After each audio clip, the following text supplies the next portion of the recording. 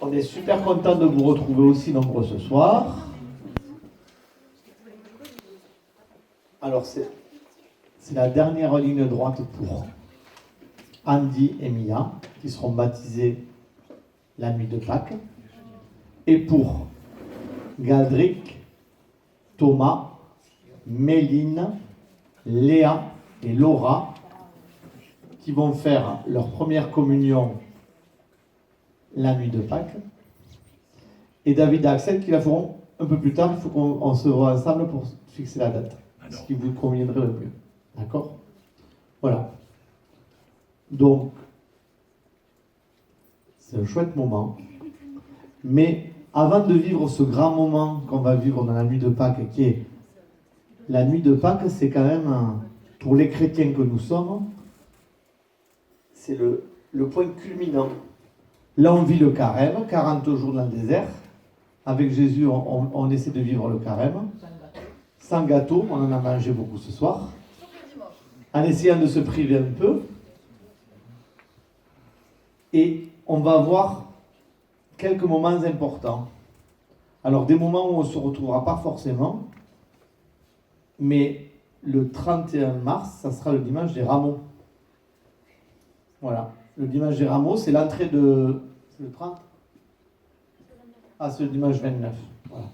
C'est l'entrée de Jésus à Jérusalem. D'accord ? Et il sait qu'il va vivre sa dernière semaine.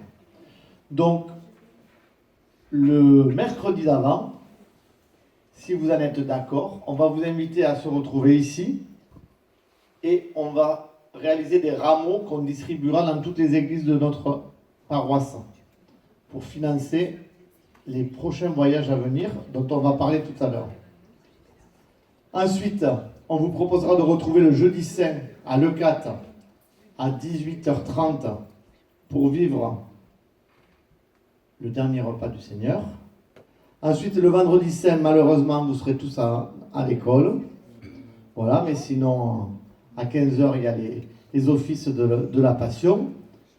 Et on se retrouve tous samedi 3 avril pour accompagner Mia, Andy, Thomas, Galdré, Léa, Laura et Méline.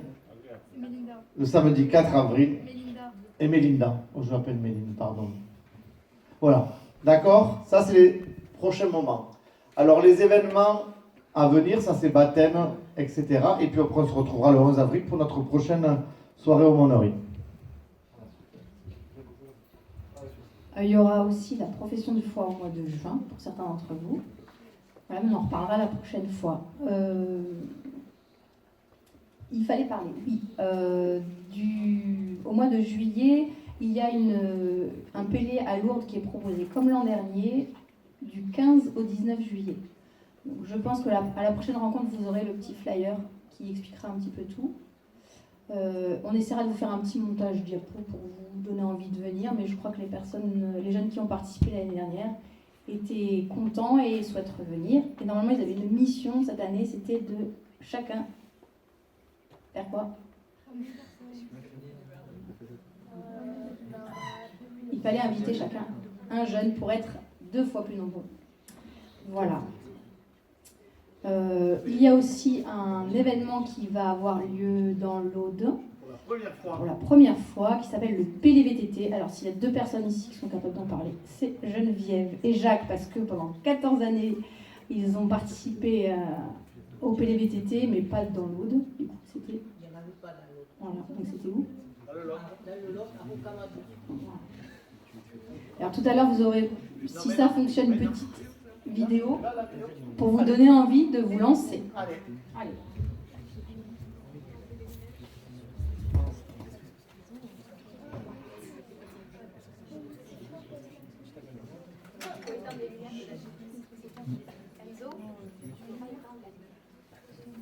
Derrière, dans le couloir.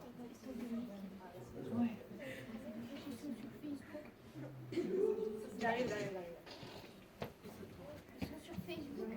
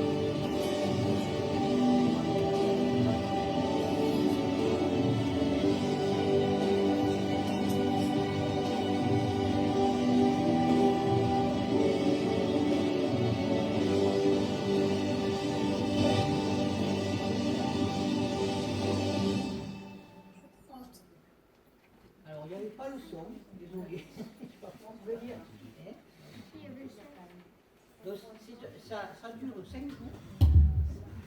Donc vous voyez, on fait un itinéraire en vélo. Alors c'est ouvert aux collégiens, aux lycéens, aux étudiants et aux personnes âgées. Alors en fait, les collégiens pédalent, les lycéens encadrent les collégiens, les lycéens montent ce qui était en jaune, montent le camp, démontent le camp, préparent les veillées. Puis après, il y a plutôt les étudiants en bleu qui accompagnent ceux qui pédalent. Et puis les vieux, qu'on appelle les TTV, qui sont habillés en rouge, qui font l'intendance, qui font les soins, il y a des infirmiers, il y a des médecins, des réparations, et qui sécurisent le parcours un peu comme le Tour de France, si vous voulez, mais en petit. Voilà.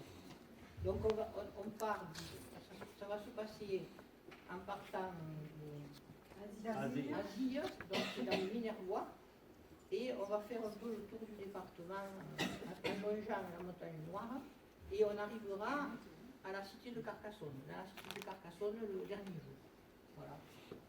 S'il y en a qui sont intéressés. Et le prêtre accompagnateur? Alors, par contre, il faut savoir que c'est sportif. Donc, il faut pas être fort en sport, mais il faut être en bonne santé. Voilà. Il faut supporter la chaleur. Il faut avoir un VTT et un casque. Bon, alors voilà. ceux qui n'ont pas de VTT, si jamais, Non, il y en a.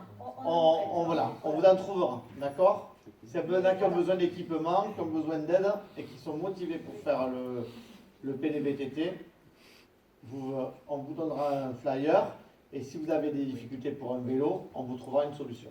D'accord? Après, c'est pas très cher. Je crois que c'est 100 € la semaine. Mais comme c'est déclaré jeunesse et sport, ceux qui ont des bonnes vacances de la CAF, je pense que ça vous fait tout le pays. Normalement, il y a école. Hein, mais comme c'est déclaré jeunesse et sport, les collèges sont au courant et vous pouvez manquer la classe les 2 jours où il y a école. Parce que vous aurez école le Donc du 1er au 5 juillet. Donc du 1er au 5 juillet, les sportifs PLVTT. On peut faire le PLVTT et le pèlerinage à Lourdes du 15 au 19 juillet. Et à Lourdes, on se repose, pas vraiment. Et dernière chose, on va bientôt, alors, on vous en parle maintenant, parce qu'en plus vous êtes très nombreux à avoir plus de 18 ans, on va bientôt ouvrir les inscriptions pour les JMJ. Les JMJ, ils ont lieu l'année prochaine, en août 2027, en Corée. Voilà. Ils doivent avoir lieu en Corée du Sud. D'accord? Qui a plus de 18 ans ici? D'accord. Qui aura plus de 18 ans? Voilà. Et qui... il faut avoir plus de 18 ans en août 2027. Et qui serait intéressé pour aller en Corée, au GMG? 1, 2, 3, 4, 5, 6, 7, 8, 9, 10, 11. Mais on va pouvoir faire des actions, hein, parce que ça va coûter cher. Hein. Voilà. Mais en tout cas, sachez qu'on vous accompagnera au mieux pour que vous puissiez partir. Voilà.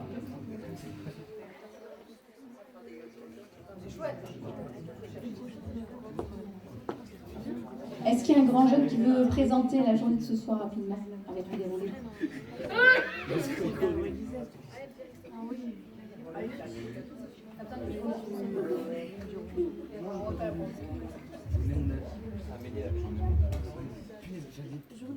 Alors on va d'abord regarder la vidéo du père Paul Adrien.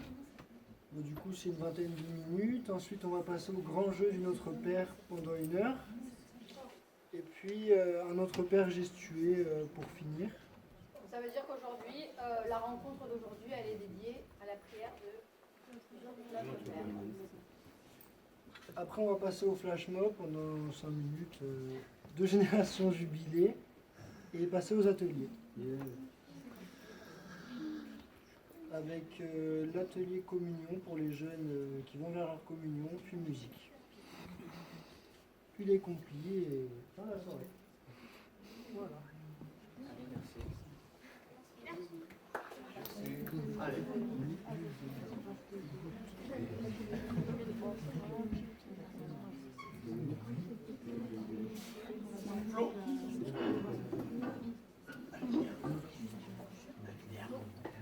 Alors écoutez bien la vidéo qui va suivre là. Parce qu'après on va faire un grand jeu qui va durer Éteins la 1 heure. lumière.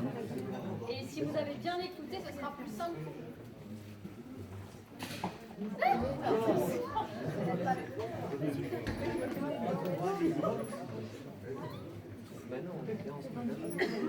Amélie, Jacques, il a besoin de ta lumière.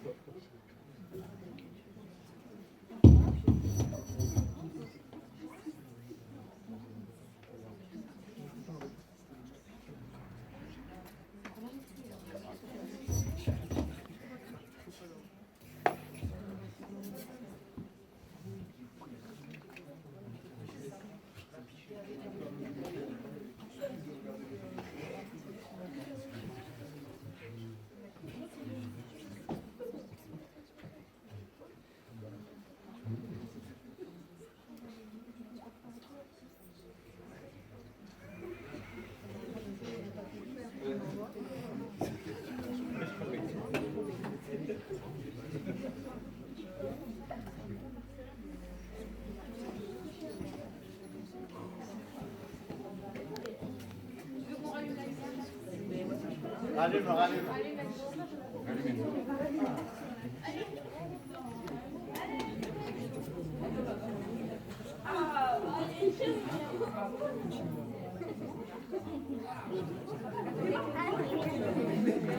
Des chrétiens. C'est simple, tous les chrétiens la connaissent par cœur. Et tu vas vite t'apercevoir qu'ils la récitent presque à chaque fois au cours de leur prière.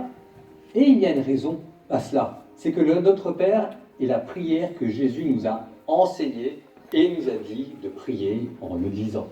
Le Notre Père pour nous, c'est le modèle de toute prière. Donc, grâce à ce module, tu sauras toi aussi prier comme Jésus l'a voulu.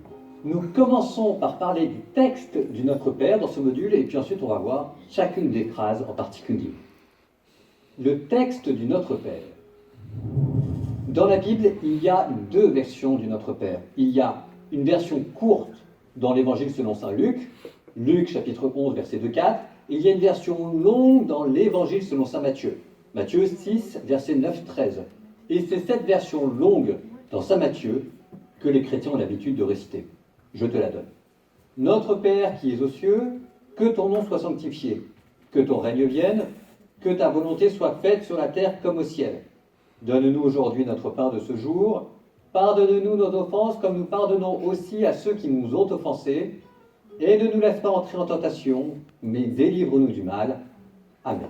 Une remarque importante avant de continuer, tu t'apercevras que de temps en temps, les chrétiens terminent le Notre Père en disant une dernière phrase. Car c'est à toi qu'appartiennent le règne, la puissance et la gloire pour les siècles des siècles. Amen. Dans Matthieu 6,13. Mais cette phrase finale n'est pas obligatoire. Je te la mentionne juste pour que tu ne sois pas surpris. Elle ne figure que dans quelques manuscrits bibliques. Donc, voici, en gros, la coutume. Lorsqu'il s'agit de célébrations liturgiques, comme la messe par exemple, on dit cette dernière phrase conclusive, car c'est à toi qu'appartiennent le règne, la puissance et la gloire. Sinon, on ne la dit pas. Voilà pour le texte du Notre Père. Je te parle maintenant de sa signification, et nous allons commencer par les premiers mots. Notre Père qui est aux cieux. Père qui est aux cieux.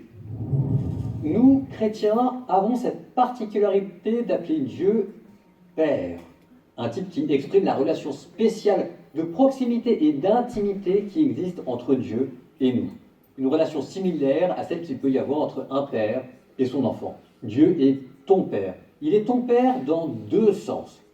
Un, Dieu est ton Père dans un sens large, parce qu'il est ton Créateur et que nous sommes ses créatures. C'est lui qui t'a donné le mouvement, la vie et l'être.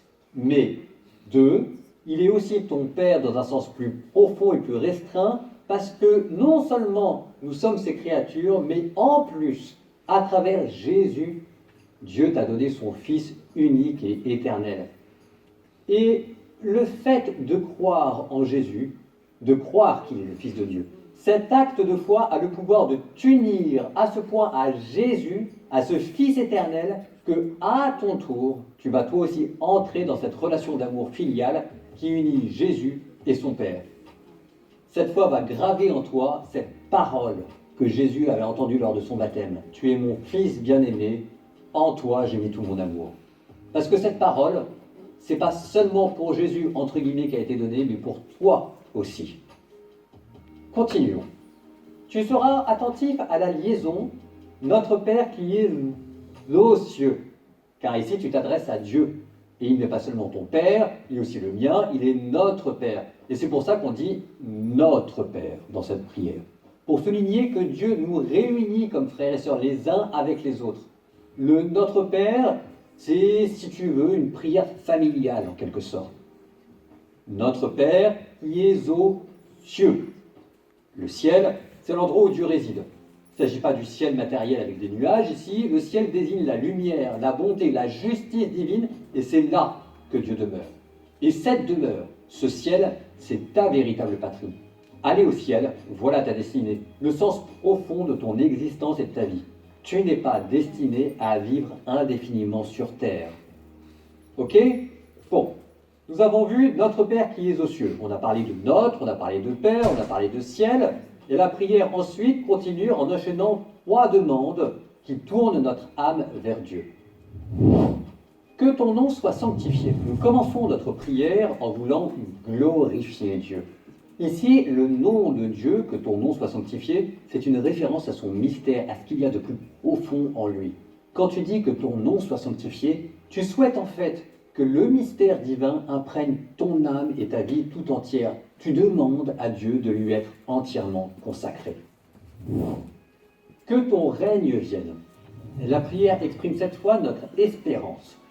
Dieu est notre roi, et nous aspirons à la venue de son règne, d'un ciel et d'une terre nouvelle où sa justice sera pleinement établie et dans lequel nous vivrons pour les siècles des siècles.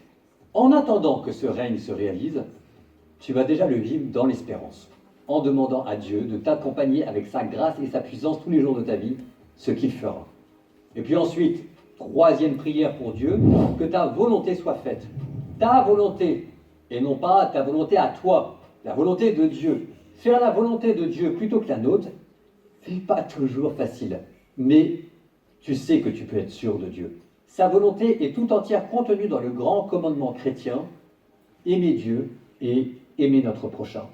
Lorsque tu dis que ta volonté soit faite, tu demandes à Dieu de vivre pleinement la charité, de la vivre sur terre comme si tu étais déjà au ciel parmi les anges.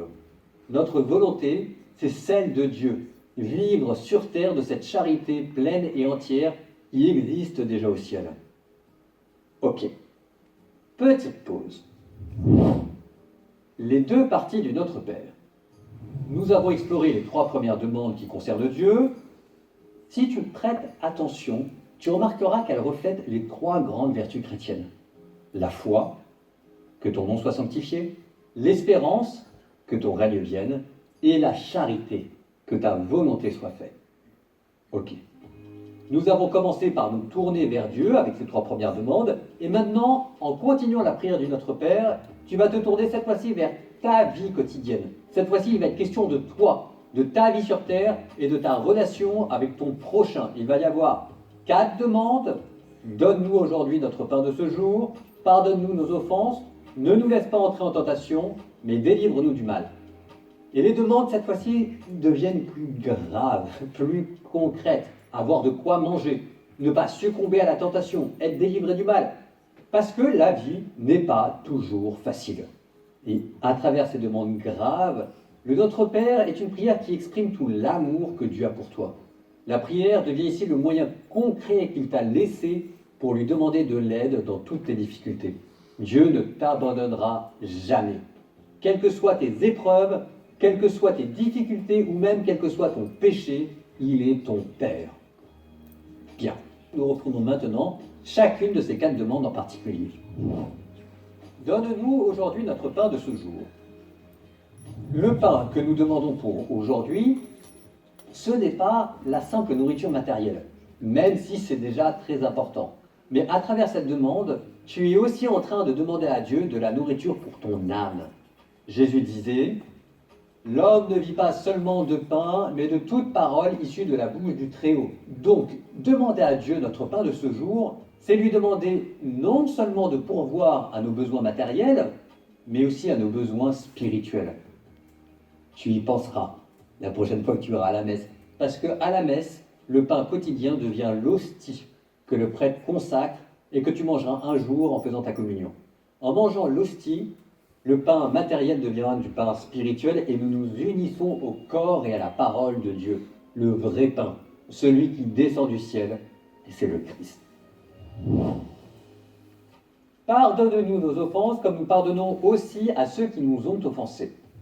Pour Jésus, cette demande revêtait une importance capitale, car dans l'Évangile, il n'a de cesse de souligner son importance. Ça veut dire que quand tu demandes à Dieu sa miséricorde pour tes fautes, ça n'a de sens que si tu es toi-même prêt à manifester ta miséricorde envers ton prochain. La demande « Pardonne-nous nos offenses comme nous pardonnons aussi à ceux qui nous ont offensés », ça illustre à la fois la miséricorde de Dieu à ton égard et la tienne à l'égard des hommes. C'est encore un appel concret à aimer son prochain et même tes ennemis. Voilà en une phrase la splendeur et la difficulté de la vie chrétienne, mais peut-être avant tout sa splendeur.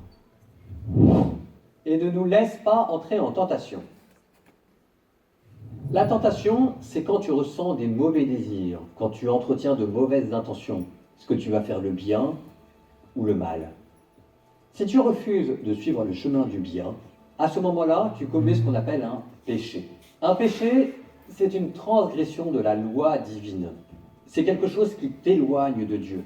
Et comme la loi chrétienne se résume en 2 phrases, tu aimeras le Seigneur ton Dieu de tout ton cœur, de toute ton âme, de toute ta force et de toute ton intelligence, et tu aimeras ton prochain comme toi-même. Le péché, c'est quand consciemment et volontairement, tu fais preuve d'un manque d'amour et de charité envers Dieu ou envers ton prochain. Et tu dois renoncer à cela. Tu dois renoncer au mal. La vie chrétienne est caractérisée par une lutte spirituelle. Ne nous laisse pas entrer en tentation. Si tu demandes à Dieu la force de ne pas céder à la tentation, ni intérieurement par des pensées complaisantes, ni extérieurement par des actions mauvaises. Mais délivre-nous du mal. Le mal dont il est question ici dans la prière, c'est le mal M majuscule. Le terme grec utilisé ici ne fait aucun doute, ça fait référence au mauvais, au diable. Parce que le diable existe. On en reparlera dans un prochain chapitre, mais ici, c'est surtout pour que tu retiennes, délivre-nous du mal, ça veut dire délivre-nous du mauvais, de Satan. Et le Notre Père qui commençait dans le ciel se termine maintenant en enfer par la lutte contre le mal. Comment lutter contre le mal? D'après la Bible, il y a 3 adversaires contre lesquels nous devons lutter. Le monde et les mauvaises fréquentations, ton ego et ton mauvais caractère, parfois faible et désordonné, et puis le diable. Alors je dis ton caractère, mais rassure-toi, on en est tous là. Nous sommes tous en lutte contre le mal, nous devons tous lutter et nous combattre contre le diable, résister aux influences du monde, maîtriser nos désirs quand ils sont mauvais. Et c'est justement pour nous aider dans cette bataille que Dieu nous a laissé la prière du Notre Père. Résumé. Et voilà, nous sommes parvenus à la fin de ce module consacré à la grande prière du Notre Père, le modèle de toute prière chrétienne. Je te rappelle les principaux points que nous avons vus. 1. L'importance du Notre Père qui nous a été enseigné par Jésus lui-même. Il est le modèle de toute prière. 2. Cette prière a pour but de te faire entrer dans un lien spécial et d'intimité avec Dieu, toi en tant que fils ou fille adoptive et Dieu en tant que ton Père. 3. Un jour, tu verras Dieu au ciel. Le ciel est notre véritable patrie et c'est le sens de ta vie. 4. Le Notre Père est composé de 2 parties. 3 premières demandes qui tournent notre vie vers Dieu, que nous voulons glorifier, et 4 dernières demandes pour tourner Dieu vers notre vie, pour que nous puissions vivre avec lui dans nos joies comme dans nos soucis. Apprends par cœur cette prière. Grâce à elle, tu prieras comme Jésus l'a voulu et nous l'a enseigné. Alors, bonne prière. Dans ce module, nous allons voir le Notre Père. Le Notre Père.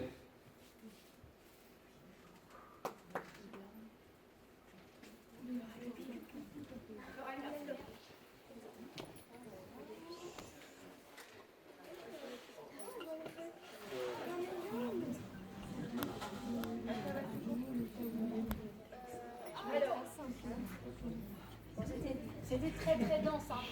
Si vous voulez, vous pouvez retrouver la vidéo chez vous. Il suffit de taper Notre Père par Paul Adrien et vous pouvez la verra. Alors on se propose maintenant un grand jeu sur le Notre Père. On a fait 5 tables. Vous allez vous retrouver. Et c'est un jeu qui va durer quasiment 1 heure. Vous verrez, il y a plein de choses autour de questions pour essayer d'approfondir un petit peu cette prière. Voilà, donc je vous propose d'aller s'installer sur une table.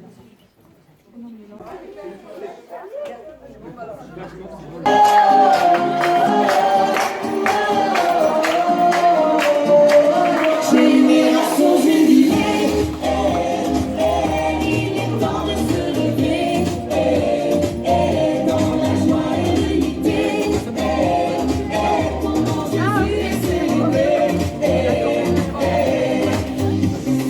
Sur le chemin de nos vies, sur l'espérance, dans le feu du Saint-Esprit, un flot de monde nous entraîne, on trace notre route, à chaque jour suffit sa peine, avançons sans doute, d'une seule voix, d'un seul cœur, nous chantons vers toi Seigneur, d'un seul pas, d'un seul cœur, nous marchons vers toi Seigneur, génération jubilée.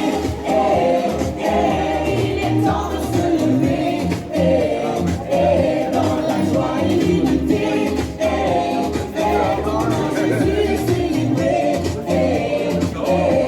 On a laissé une bagarre, levons nos mains, et pour ta gloire, Seigneur, chantons sans fin. Alléluia, alléluia, alléluia.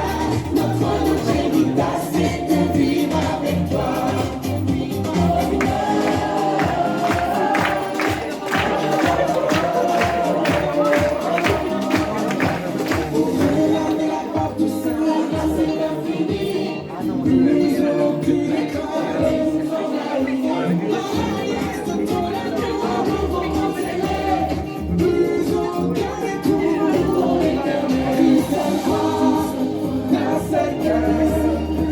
Nous chantons vers toi, Seigneur, d'un seul pas, d'un seul cœur. Nous marchons vers toi, Seigneur, génération jubilée.